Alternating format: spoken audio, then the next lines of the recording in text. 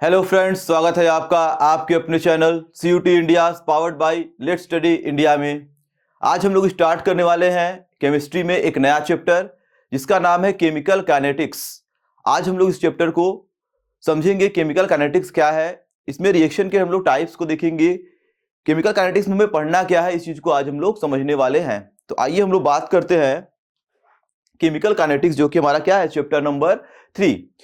तो बात करेंगे हम लोग आज केमिकल काइनेटिक्स है क्या। तो देखिए यहाँ पे केमिकल और काइनेटिक्स दो वर्ड से मिलकर ये बना हुआ है जो चैप्टर का नाम है। तो केमिकल का मतलब यहाँ क्या है, केमिकल रिएक्शन से है। और काइनेटिक्स मतलब क्या होता है, काइनेटिक्स का मतलब होता है रेट ऑफ रिएक्शन, या हम लोग बोल सकते हैं स्पीड ऑफ रिएक्शन। हम लोग समझ गए होंगे कि इस चैप्टर में हमें करना क्या है। यहाँ पे हमें पढ़ना है किसी केमिकल रिएक्शन के स्पीड के बारे में। यानी केमिकल रिएक्शन जब भी प्रोसीड होता है, रिएक्टेंट टू प्रोडक्ट जाते हैं, तो या तो बहुत तेजी से हमारा रिएक्टेंट टू प्रोडक्ट बन जाता है, या तो बहुत धीरे धीरे बनता है, या तो किसी एक पर्टिकुलर टाइम इंटरवल में रिएक्टेंट टू प्रोडक्ट बनता है। तो कई तरीके के हमारे रिएक्शन के रेट हो गए, स्पीड हो गया। तो इस चीज को हम लोग कैटेगराइज करेंगे कि कौन सा रिएक्शन फास्ट कैटेगरी में आ रहा है, कौन सा रिएक्शन स्लो कैटेगरी में आ रहा है, कौन सा रिएक्शन मॉडरेट है। तो इन सभी चीजों को हम लोग यहाँ पे पढ़ने वाले हैं। हम लोग ओवरऑल बात कर सकते हैं कि जो केमिकल काइनेटिक्स है वो हमारा फिजिकल केमिस्ट्री का एक ऐसा ब्रांच है जिसमें हम लोग क्या करते हैं, हम लोग डील करते हैं रेट ऑफ रिएक्शन से। और साथ में ही हम लोग और क्या पढ़ेंगे, कुछ फैक्टर्स के बारे में पढ़ेंगे। ऐसे फैक्टर जो रिएक्शन के स्पीड को या रेट को बोल सकते हैं अफेक्ट करते हैं। जैसे टेम्परेचर का क्या इफेक्ट पड़ता है रिएक्शन में, अगर मैं टेम्परेचर बढ़ाऊं तो हो सकता है स्पीड उसका बढ़ जाए। कंसंट्रेशन का इंक्रीज करूं मैं तो कंसंट्रेशन बढ़ाने से भी रिएक्शन की स्पीड में इफेक्ट पड़ता है। कैटलिस्ट डाल दे, प्रेशर को हम लोग क्या करें, अप्लाई कर दे रिएक्शन पे, तो इन सभी फैक्टर्स का क्या इफेक्ट पड़ता है रिएक्शन के स्पीड पे, ये सारी चीजें हम लोग पढ़ेंगे। साथ में हम लोग देखेंगे आगे भी कुछ और चीजें, ऑर्डर ऑफ रिएक्शन क्या होता है, मॉलिक्यूलरिटी क्या होती है, रिएक्शन में कितने तरह के ऑर्डर होते हैं, आर्हेनियस का इक्वेशन क्या है, कैटलिस्ट का इफेक्ट क्या है, एक्टिवेशन एनर्जी क्या है। तो यही सारी चीजें पूरे चैप्टर में हमें पढ़नी है। तो आज हम लोग पहले बात करेंगे कि अकॉर्डिंग टू रेट या according to speed chemical reaction कितने टाइप के हो सकते हैं। तो मैंने स्टार्टिंग बताया रिएक्शन के बहुत तरह से रेट होते हैं, फास्ट, स्लो और मॉडरेट। तो हम लोग पहले आज बात करेंगे काफी स्लो रिएक्शन के बारे में। ठीक है, स्लो रिएक्शन क्या होता है। स्लो रिएक्शन का मतलब ऐसा केमिकल रिएक्शन जिसको कंप्लीट होने में, जिसको प्रोसीड होने में कुछ दिनों का, कुछ हफ्तों का या कुछ सालों का टाइम लग जाए। अधिक से अधिक कितना भी ये स्लो हो सकता है। जैसे हम लोग बात करते हैं रस्टिंग ऑफ आयरन की, लोहे में जंग लगना। अगर हम लोग लोहे में जंग लगने के प्रोसेस को देखेंगे तो हमारे पास अगर कोई भी लोहे का चीज है, ठीक, जिसपे कोई कोटिंग नहीं है, कोई प्लेटिंग नहीं किया गया, कोई पेंट नहीं है, वो क्या हुआ है, एकदम ऐसे नेचुरल कंडीशन में है। अगर उसको मॉइस्चर में रख दें, एयर और मॉइस्चर के कांटेक्ट में आने पर देखते हैं धीरे धीरे धीरे धीरे उस पर एक रेडिश ब्राउन कलर का लेयर कलेक्ट हो जाता है, जिसको हम लोग बोलते हैं कि जंग लग गया। जंग लगने का मतलब होता है कि उसका जो आउटर सरफेस है उस लोहे का, वो धीरे धीरे क्या होता है, खत्म होना स्टार्ट कर जाता है। तो ये प्रोसेस एक दिन में, 2 दिन में नहीं होता है, ये काफी टाइम टेकिंग प्रोसेस है। ठीक, यानी इस रिएक्शन को, ये जो भी रिएक्शन हो रहा है, आयरन जब भी कांटेक्ट में आ रहा है ऑक्सीजन और मॉइस्चर के, और जो भी चीज बना रहा है, तो ये बहुत स्लो प्रोसेस है। तो इस रिएक्शन को हम लोग क्या बोल सकते हैं, स्लो रिएक्शन बोल सकते हैं। ठीक तो ये क्या होता है, काफी टाइम टेकिंग प्रोसेस है। ठीक, जैसे हम लोग ने ले लिया आयरन, ठीक, ये कांटेक्ट में आया एयर के, एयर का मतलब ऑक्सीजन लिया, और मॉइस्चर, ठीक, मॉइस्चर का मतलब वाटर का मॉलिक्यूल इसके कांटेक्ट में आया। ठीक, अब ये धीरे धीरे क्या करता है, ये फॉर्म कर लेता है Fe2O3 Fe2O3 इंटू NH2O। ठीक है, जिसको हम लोग क्या बोलते हैं, जिसको हम लोग बोलते हैं रस्टेड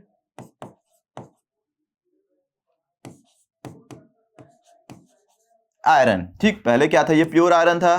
तो इस तरह का कुछ प्रोसीजर हमें देखने के लिए मिलेगा रस्टिंग के लिए। अगर मैं इस रिएक्शन को बैलेंस करा दूं, ठीक, आइए बैलेंस कर देते हैं, इसमें कोई दिक्कत नहीं है। ठीक है, ये रिएक्शन बैलेंस हो गया। और वाटर का मैंने n मॉलिक्यूल इसलिए लिया है कि वाटर हमारा कोई भी नंबर यहां पे हो सकता है। ठीक है, तो ये काफी ही स्लो प्रोसेस है। क्या होता है, काफी स्लो प्रोसेस होता है। तो ऐसे रिएक्शन क्या होते हैं, स्लो कैटेगरी में आते हैं।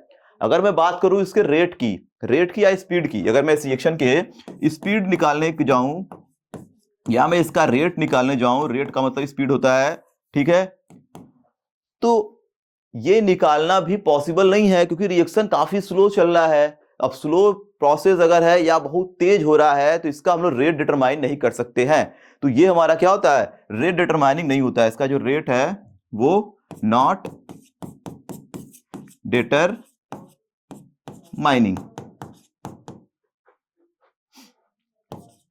ठीक है। तो इसका रेट डिटरमाइन करना पॉसिबल नहीं होता है क्योंकि काफी स्लो है। ये कब हमारा रस्टेड हो जाएगा, कब कंप्लीट होगा, इसके लिए हमें क्या करना पड़ता है, काफी टाइम देना पड़ता है।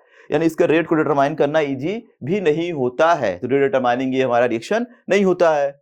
आइए हम लोग बात करते हैं फास्ट रिएक्शन की। तो ये हम लोगों ने देख लिया स्लो रिएक्शन क्या है। अब देखिए हमारा दूसरा टाइप, एक हमारा होता है फास्ट रिएक्शन। फास्ट रिएक्शन का मतलब क्या है, जो काफी जल्दी कंप्लीट हो जाए, 1 सेकेंड या उससे कम समय में क्या हो जाए, खत्म हो जाए। जैसे आयनिक रिएक्शन, जो भी हमारे पास क्या होते हैं, आयनिक रिएक्शन होते हैं। आयनिक रिएक्शंस, आयनिक रिएक्शंस क्या होते हैं, ये काफी फास्ट रिएक्शन होते हैं। जैसे मैंने ले लिया सोडियम क्लोराइड को, मैंने ले लिया सोडियम क्लोराइड का एक्वस सॉल्यूशन, ठीक, इसमें मैंने मिला दिया सिल्वर नाइट्रेट AgNO3, ये भी उसी एक्वस मीडियम में मैंने ऐड कर दिया।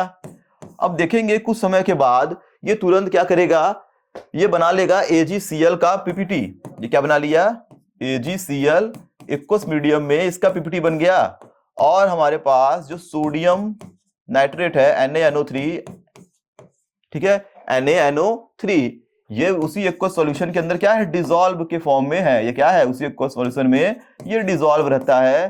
तो ये प्रोसेस देख रहे हैं हम लोग। इसमें हुआ क्या है, इसके पास है Na+Cl- आयन, इसके पास है Ag+NO3- आयन। हम लोगों ने पढ़ा होगा कहीं ना कहीं डबल डिस्प्लेसमेंट रिएक्शन। इसमें क्या हो रहा है, एक आयन दूसरे आयन के साथ, एक आयन दूसरे आयन के साथ इस तरीके से क्या कर रहा है, मिल जा रहा है। यानी कहने का मतलब Na+ चला गया NO3 के पास और Ag+ चला गया Cl के पास और नया मॉलिक्यूल का फॉर्मेशन हो गया। तो हमारे पास क्या मिल गया, AgCl का PPT। तो ये जो प्रोसेस है, ये जो प्रोसेस है काफी ज्यादा फास्ट होता है। फास्ट का मतलब क्या है, ये फ्रैक्शन ऑफ टाइम में कंप्लीट हो जाता है। यानी ये रिएक्शन कैसे होता है, ये रिएक्शन कंप्लीट होता है फ्रैक्शन ऑफ टाइम में, फ्रैक्शन ऑफ टाइम में प्रोसीड हो जाएगा। यानी 1 सेकेंड या उससे कम समय में ही क्या होगा, रिएक्शन कंप्लीट हो जाएगा। तो हम बोलेंगे काफी फास्ट रिएक्शन है। अगर मैं बात करूं इसके रेट को कैसे डिटरमाइन करेंगे, तो ये भी क्या होता है, रेट डिटरमाइनिंग नहीं होता है। यानी ये भी क्या है, नॉट रेट डिटरमाइनिंग। यानी इसके रेट को भी हम लोग डिटरमाइन नहीं कर सकते। इसके रेट को भी लोग क्या कर सकते हैं, डिटरमाइन करना इजी नहीं होता है। यानी इसकी स्पीड को बताना इजी नहीं होता क्योंकि इतना जल्दी रिएक्शन हो रहा है, इसको रेट को अगर हम लोग बताने चलेंगे तो हम लोग बता नहीं पाएंगे, काफी फास्ट है, ठीक। तो आयनिक रिएक्शन हो गए, ये फास्ट कैटेगरी में आते हैं। रस्टिंग ऑफ आयरन वाला क्या था, स्लो कैटेगरी में था। तो बहुत सारे ऐसे रिएक्शन देखने के लिए मिलेंगे। हमें इस चैप्टर में देखिए पढ़ना कैसे रिएक्शन के बारे में है। ऐसा रिएक्शन जो कि एक पर्टिकुलर टाइम या किसी गिवन टाइम इंटरवल में प्रोसीड हो जाए, ठीक, जिसके रेट को हम लोग डिटरमाइन कर सकते हैं, ठीक। ऐसे रिएक्शन की हम लोग बात करेंगे। तो ऐसे रिएक्शन को हम लोग बोलते क्या है, ऐसे रिएक्शन को हम लोग बोलते हैं मॉडरेट रिएक्शन। तो हम लोग बात करने वाले हैं आज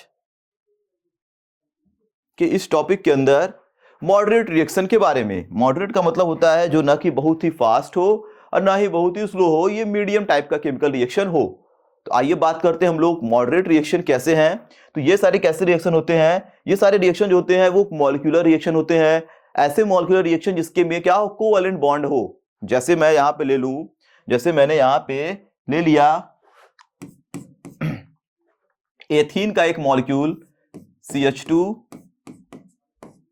और इधर भी क्या है CH2 डबल बॉन्ड से कनेक्टेड है। ये मैंने क्या ले लिया, एथीन का एक मॉलिक्यूल, और इसका मैंने रिएक्शन कराया हाइड्रोजन के साथ in the presence of catalyst, ठीक है। मैंने प्लेटिनम ले लिया, निकिल ले लिया, पैलेडियम ले लिया, हमें पता होगा, ठीक है। हम लोग सारे कैटलिस्ट निकिल आइए ले लेते हैं हम लोग, कोई दिक्कत नहीं है, निकिल ले सकते हैं हम लोग, ठीक है। प्लेटिनम या पैलेडियम ये सारे कैटलिस्ट होते हैं, ठीक, कैटलिस्ट जो रिएक्शन के रेट को इनहेंस करते हैं। तो इस रिएक्शन को अगर हम लोग कराने चलेंगे तो यहाँ पे देखा गया कि इसमें हो क्या रहा है कि इसमें एक केमिकल बॉन्ड ब्रेक हो रहा है। एक सिंगल बॉन्ड और डबल बॉन्ड में एक सिग्मा होता है, एक पाई होता है। तुम्हारा जो पाई वाला बॉन्ड है वो ब्रेक होता है इस रिएक्शन के अंदर। जैसे ही ये वाला बॉन्ड ब्रेक होगा, हाइड्रोजन के पास भी क्या है, सिग्मा बॉन्ड, तो इसका भी बॉन्ड क्लीव हुआ।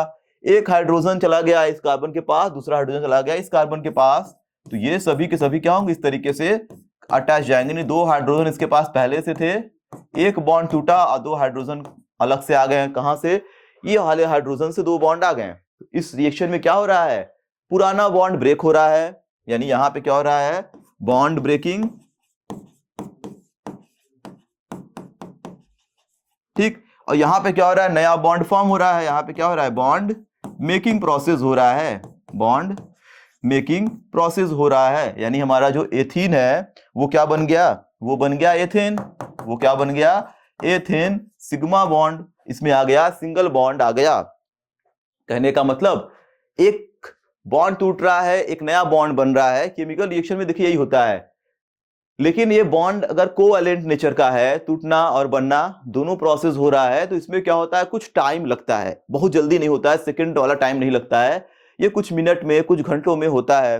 तो ऐसे रिएक्शन जो कुछ मिनट में, कुछ आवर में कंप्लीट हो जाए, या हम लोग बोल सकते हैं ये क्या हो, ऐसे रिएक्शन जो कि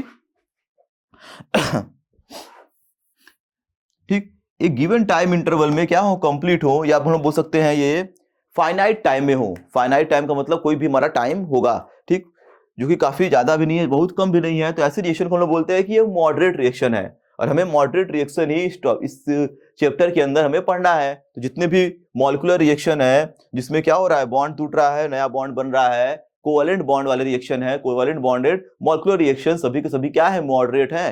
तो हमें ऐसे रिएक्शन को ही पढ़ना है। तो हमें दो चीज ध्यान देना है, कोवैलेंट बॉन्ड वाले, कोवैलेंट बॉन्डेड, ठीक, मॉलिक्यूलर रिएक्शन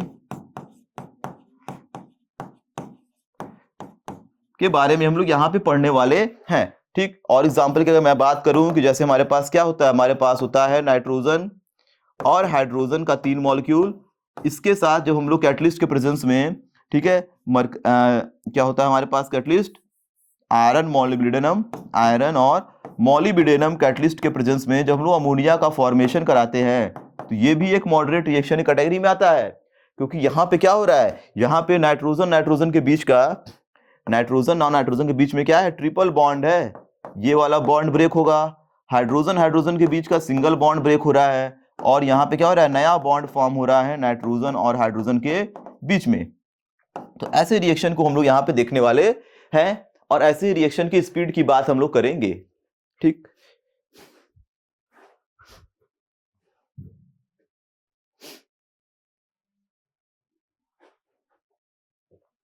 आइए हम लोग अब बात करते हैं रेट ऑफ रिएक्शन क्या है।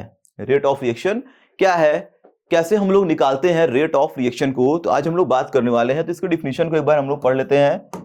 डिफिनीशन क्या दिया गया है, इसके अकॉर्डिंग हम लोग, ठीक है, रिएक्शन के रेट को निकालेंगे। तो क्या लिखा है, the rate of reaction measure the speed at which the chemical reaction is take place, this is done by dividing, हमें क्या डिवाइड करना है, change in concentration by change in time. कहने का मतलब रेट ऑफ रिएक्शन क्या बताता है, किसी रिएक्शन की स्पीड को मेजर करता है, ठीक है। लेकिन स्पीड हम लोग कैसे मेजर करेंगे, तो हम लोग जैसे स्पीड कैसे मेजर करते हैं, डिस्प्लेसमेंट अपॉन टाइम से, फिजिक्स में बोलते हैं डिस्प्लेसमेंट अपॉन टाइम। वैसे किसी केमिकल रिएक्शन की अगर स्पीड की बात करेंगे तो हम लोग क्या करेंगे, चेंज इन कंसंट्रेशन, यानी उस रिएक्शन में रिएक्टेंट का कंसंट्रेशन या प्रोडक्ट का कंसंट्रेशन किस तरीके से चेंज हो रहा है समय के साथ साथ, ठीक है, कंसंट्रेशन में कितना चेंज आ रहा है समय के साथ साथ, उसके रेशियो को हम लोग क्या बोलते हैं, रेट ऑफ रिएक्शन बोलते हैं। तो आइए हम लोग कोई केमिकल रिएक्शन लेते हैं और उसके रेट को हम लोग समझते हैं। तो अगर मैं यहां पे इसका फॉर्मूला लिख दूं तो क्या लिखेंगे हम लोग, rate of reaction is equal to change in concentration of reactant and product. क्या लिखेंगे, reactant and product with respect to time, with respect to time taken, ठीक है, कितना टाइम ले रहा है। तो ये तुम्हारा डिफिनीशन के अकॉर्डिंग क्या बन गया, फॉर्मूला बन गया। आइए हम लोग कोई केमिकल रिएक्शन लेते हैं और उसके स्पीड को देखते हैं किस तरीके से उसका रेट चेंज हो रहा है, कंसंट्रेशन में चेंज कैसे हो रहा है टाइम के साथ साथ। आइए बात करते हैं। तो आइए हम लोग बात करते हैं कोई और केमिकल रिएक्शन की जिसमें हमारा जो नंबर ऑफ मोल है रिएक्टेंट का वो क्या है, चेंज है। तो आइए देखते हैं। जैसे मैंने यहां पे ले लिया एक एग्जांपल जिसमें मैं यहां पे ले रहा हूं 2A is equal to 3B, 2A equal to 3B। और 2A से 3B जब बना है तो हम लोग चेक जब करेंगे कि इनिशियल कंसंट्रेशन ऑफ A यानी T बराबर 0 पे कंसंट्रेशन मान लेते हैं, इसका क्या इतना होता है A0। अभी ये फॉर्म नहीं हुआ है, 0 है। जब ये टाइम बीता, T टाइम बीता, तो मान लेते हैं कंसंट्रेशन जो A0 है, अब ये कितना घटेगा यहां से, क्योंकि इसका 2 मोल है तो ये कितना निकलेगा 2x, ये चीज हमें ध्यान देकर रखना है। और इसका 3 मोल है तो कितना बनेगा 3x ये फॉर्म होगा। अब आइए हम लोग चेक करते हैं A का डिसअपियरेंस, तो क्या लिखेंगे delta A by delta T, delta A by delta T लिखेंगे। Delta A by delta T कैसे निकालते हैं, final concentration A minus 2x minus A0 initial, और टाइम में कितना चेंजिंग आया, इतना है। ये कैंसिल हो गया, कितना आ गया माइनस 2x बाई T। ऐसे ही हम लोग क्या निकालेंगे B के लिए, आइए चेक करते हैं। तो delta B upon delta T जब निकालने चलेंगे, delta B upon delta T जब निकालने चलेंगे तो क्या हो जाएगा, फाइनल कितना है 3x माइनस 0, टाइम में कितना चेंजिंग आ रहा है T माइनस 0, तो कितना आ गया 3x बाई T। हमें एक चीज ध्यान देना है कि कभी भी रेट निगेटिव नहीं होता, तो पॉजिटिव करने के लिए क्या करते हैं हम लोग, यहां एक लगाते हैं माइनस, यहां लगाते हैं माइनस, और ये भी चला जाता है माइनस माइनस प्लस में, कितना आ गया, ये आ गया 2x बाई T। अब कंसंट्रेशन तो पॉजिटिव हो गया, लेकिन हम लोग जब ओवरऑल रेट लिखते हैं किसी रिएक्शन का तो कभी भी ओवरऑल रेट हमेशा अलग अलग नहीं रहता है, पॉजिटिव होता है और बराबर होता है। जब भी मैं रेट ऑफ रिएक्शन लिखने की बात करूं तो हम लोग रेट ऑफ रिएक्शन में क्या देखते हैं, change in concentration of A, change in concentration of B। तो A का जो कंसंट्रेशन में चेंजिंग आया है वो कितना है 2x बाई T, और B में कितना चेंजिंग आया है 3x बाई T के, ठीक है। लेकिन दोनों अलग अलग हैं, तो इसको इक्वल करने के लिए क्या करना पड़ेगा हमें, यहां पे हम लोग क्या करेंगे, यहां पे 1/2, 2 से 2 कैंसिल, और यहां क्या करेंगे 1/3, 3 से 3 कैंसिल, तो दोनों कितना आ जाएगा x बाई T आ जाएगा। ओवरऑल रिएक्शन का रेट हम लोग इस तरह से लिखेंगे जब हमारा नंबर ऑफ मोल्स क्या हो, डिफरेंट हो, या हमारा जो ओवरऑल रेट आए वो क्या अलग अलग आए, तो हम लोग क्या करना पड़ेगा, हमें मल्टीप्लाई या डिवाइड करके उसको बराबर करना पड़ेगा। आइए एग्जांपल लेते हैं, चीजों को समझते हैं। जैसे मैं यहां पे एग्जांपल ले लूं अमोनिया का, मैंने एक एग्जांपल ले लिया यहां पे 2NS, मैंने ले लिया एग्जांपल नाइट्रोजन गैस, और मैंने लिया 3 number mole of hydrogen gas, और इससे मैंने बना दिया 2 अमोनिया NH3 गैस, ठीक है। अब देखते हैं इसका हम लोग रेट कैसे फाइंड आउट करेंगे। तो डायरेक्ट हमें देखिए अब इतना पूरा प्रोसीजर नहीं करना है। जब भी क्वेश्चन देगा एक नंबर में या ऑप्शन में देगा कि बताइए ओवरऑल रेट इस रिएक्शन का क्या है, तो हम लोग क्या करेंगे डायरेक्ट ये वाला प्रोसेस करेंगे, ये वाला प्रोसेस हम लोग क्या करेंगे डायरेक्ट यूज करेंगे। आइए चेक करते हैं। देखिए हमें करना क्या है, यहां पे क्या है नाइट्रोजन हाइड्रोजन से अमोनिया बन गया, तो हम लोग क्या करेंगे इसका डिसअपियरेंस, 2 रिएक्टेंट तो ये भी डिसअपियर होगा, ये भी डिसअपियर होगा, ये क्या होगा अपीयर होगा, यानी ये दोनों रिएक्टेंट है, दोनों माइनस में रहेंगे, ये किस में रहेगा प्लस में। तो आइए लिखते हैं, पहले हम लोग क्या लिखेंगे delta N2 with respect to time, ठीक। ये कितना होगा, मान लेते हैं इसका कंसंट्रेशन कितना था, मान लेते हैं इसका कंसंट्रेशन था A0, ठीक। और इसमें जो कमी चेंजिंग आई कितनी की आई, ठीक है यक्स की चेंजिंग आई, तो ओवरऑल हम लोग जब लिखेंगे ये सब सारे प्रोसेस करके तो ओवरऑल क्या आएगा, ले देके आएगा हमारा x बाई टी, क्योंकि इसमें कोई मोल नहीं है। तो ये मान लेते हैं कितना आ गया, ये हमारा आ गया x बाई टी, ऐसे ही। और यहां पे क्या आएगा माइनस लगा देंगे, रिएक्टेंट है यहां पे क्या लगा देंगे माइनस। इस तरह से h के लिए लिखेंगे क्या लिखेंगे delta H2 upon delta T. अब एक चीज हमें ध्यान देना है, क्योंकि ये कितना है, क्योंकि ये है 3 मोल, तो यहां पे क्या आएगा माइनस 3x बाई टी, ये कितना आएगा 3x बाई टी आएगा। अब वैसे ही अमोनिया के लिए आएंगे तो क्या लिखेंगे delta NH3 by T, delta T, ये कितना है 2 मोल है, तो ये प्रोडक्ट है तो क्या आएगा प्लस में आएगा, ये आएगा प्लस, लिखते नहीं है, क्या लिखेंगे 2x बाई टी। अब यहां पर देख सकते हैं एक क्या गया, क्योंकि 1 मोल है तो x बाई टी, 3 मोल है तो 3x बाई टी, ये 2 मोल है तो 2x/t, और हमें ध्यान देना रिएक्टेंट में क्या लगा देना है माइनस। अब ओवरऑल रेट आइए लिखते हैं। अब हम लोग क्या करेंगे, हम लोग लिखेंगे ओवरऑल रेट। तो यहां पे लिख लेता हूं मैं रेट ऑफ रिएक्शन। तो रेट ऑफ रिएक्शन में क्या होगा, इसका डिसअपियर, ये डिसअपियर, ये अपीयर हुआ, तो क्या क्या लिखेंगे हम लोग, ऐसे लिखेंगे -x/t is equal to -3x/t is equal to 2x/t। ठीक, अब यहां पे माइनस माइनस है तो हमें अपने तरफ से क्या लगाना पड़ेगा, हमें अपने तरफ से, ठीक, क्योंकि देखिए यहां पे जब माइनस है तो ये माइनस लगाया तो x/t ये क्या हो जाएगा, ये तो प्लस हो जाएगा ना। ठीक, तो यहां पे जब माइनस लगाए हैं एक बाहर अपने से हम लोग, तो ये अब क्या हो जाएगा, ये वैल्यू हो जाएगी माइनस, और यहाँ पे क्या जाएगा माइनस। तो ये दोनों तो हो गया प्लस में, माइनस लगाने का मतलब ये वाला जो वैल्यू हो गया अब क्या हो गया, अब तो हो गया पॉजिटिव। अब बचा ये वाला, तो ये तो पॉजिटिव है ही। अब हमें क्या करना है, अपनी तरफ से, हमें अपनी तरफ से एक और काम करके रखना है। क्या करना है हमें, यहाँ पे x/t, ठीक है, अब इसको x/t बनाने के लिए क्या करेंगे, प्लस को लिखना नहीं है, बराबर हो चुका है। अब इसको करने के लिए क्या करेंगे, यहाँ पे मल्टीप्लाई करेंगे 1/3 का, यहाँ पे मल्टीप्लाई करेंगे 1/2 का। अब तीनों क्या हो गया, x/t, तो ओवरऑल रेट क्या आ गया, x/t आ गया। तो हमें बस यही चीज ध्यान देके रखना है। ठीक है, अगर ये माइनस में आए तो हमें क्या करना है, बाहर एक अपने से माइनस लगा देना है।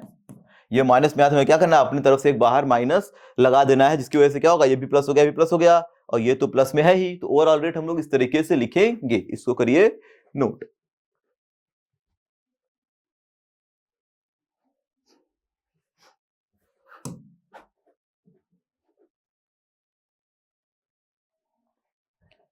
आइए एक और हम लोग छोटा सा एग्जांपल लेते हैं इसके लिए। जैसे मैंने यहां पे एक एग्जांपल और ले लिया, जैसे मैंने यहां पे बना दिया सल्फर ऑक्साइड, ठीक है, गैस की फॉर्म में, और मैंने ले लिया हाफ O2 ऑक्सीजन गैस, और मैंने बना दिया इससे सल्फर ट्राईऑक्साइड SO3 गैस। ठीक है, इसके लिए अगर मैं लिखूं delta SO2 by delta T, तो इसकी वैल्यू क्या आएगी, x/t, क्योंकि ये 1 मोल है। और यहां पे हमें क्या करना है, यहां पे हमें लगा देना अपनी तरफ से एक माइनस, तो ये भी क्या हो जाएगा माइनस में।